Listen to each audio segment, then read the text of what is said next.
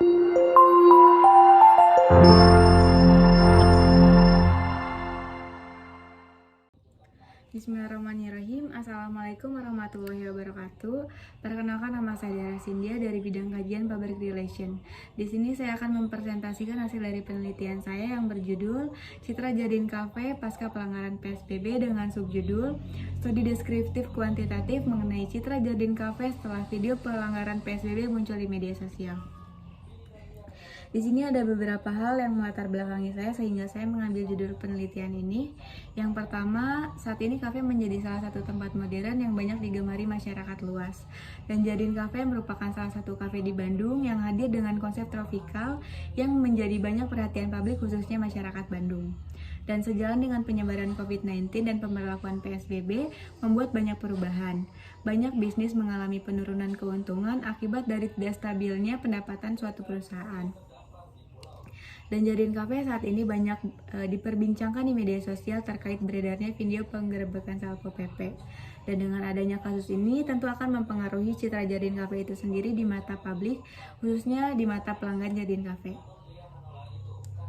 Dan tujuan penelitian ini yang pertama untuk mengetahui kesan khalayak mengenai Jadin Cafe setelah video pelanggaran PSBB muncul di media sosial.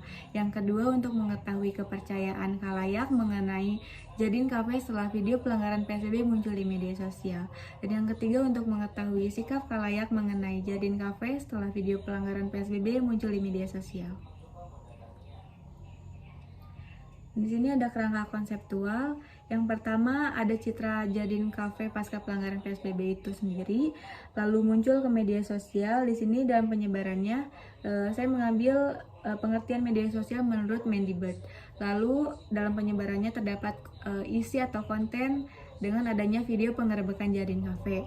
Dan pengukuran citra Jadin Cafe di sini saya menggunakan teori Sutojo dengan 3 indikator. Yang pertama kesan, kepercayaan, dan sikap. Dan di sini ada metodologi penelitian. Dan jenis penelitian yang saya gunakan adalah penelitian kuantitatif dengan studi deskriptif. Populasi dalam penelitian ini yaitu konsumen Jadin Cafe yang mengetahui unggahan video penggerebekan pasca pelanggaran PSBB yang berjumlah 1.116 orang. Dan sampel yang digunakan dalam penelitian ini yaitu sampel menggunakan rumus Lovin dengan memperoleh sampel berjumlah 92 orang. Lalu ada teknik pengumpulan data dalam penelitian ini. Yang pertama, kuesioner, observasi, studi pustaka, dan wawancara. Dan paradigma dalam penelitian ini adalah paradigma positivistik dengan skala ukur yaitu skala Likert. Lalu ada uji validitas dan reliabilitas. Uji validitas dalam penelitian ini yaitu menggunakan korelasi rumus produk moment Pearson dengan uji signifikan sebesar 0,05. Dan uji reliabilitas penelitian ini menggunakan rumus alpha Cronbach. Dan dalam teknik analisis data dan pembahasan, di sini akan membahas 3 dimensi. Yang pertama, dimensi kesan, kepercayaan, dan sikap. Yang pertama, dimensi kesan. Bisa dilihat dari tabel tersebut, ada 2 item pertanyaan yang mewakili dimensi itu tersendiri. Dan jumlah skor dalam dimensi kesan ini sebesar 615. Berdasarkan pengklasifikasian ini, maka dapat diartikan bahwa apresiasi responden terhadap dimensi kesan memperoleh jumlah skor dalam kategori rendah.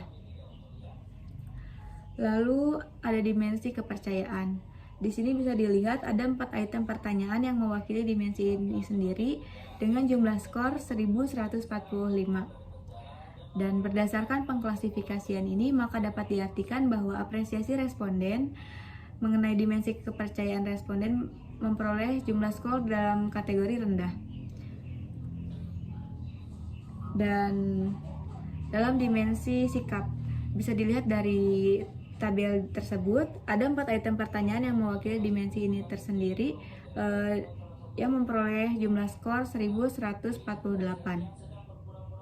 Dan berdasarkan pengklasifikasian ini, maka dapat diartikan bahwa apresiasi responden mengenai dimensi kesan memperoleh jumlah skor dalam kategori rendah. Lalu Dari penjelasan yang setelah saya jelaskan dapat diambil kesimpulan bahwa yang pertama, kesan konsumen Jardine Cafe pasca pelanggaran PSBB dikategorikan rendah atau kurang baik. Dan kepercayaan konsumen Jardine Cafe pasca pelanggaran PSBB dikategorikan rendah atau kurang baik. Dan yang terakhir, sikap konsumen Jardine Cafe pasca pelanggaran PSBB dikategorikan rendah atau kurang baik. Nah, berikut adalah hasil dari penelitian saya. Dan mungkin itu saja yang dapat saya jelaskan. Kurang lebihnya saya mohon maaf. Wabillahi taufiq wal hidayah. Wassalamualaikum warahmatullahi wabarakatuh.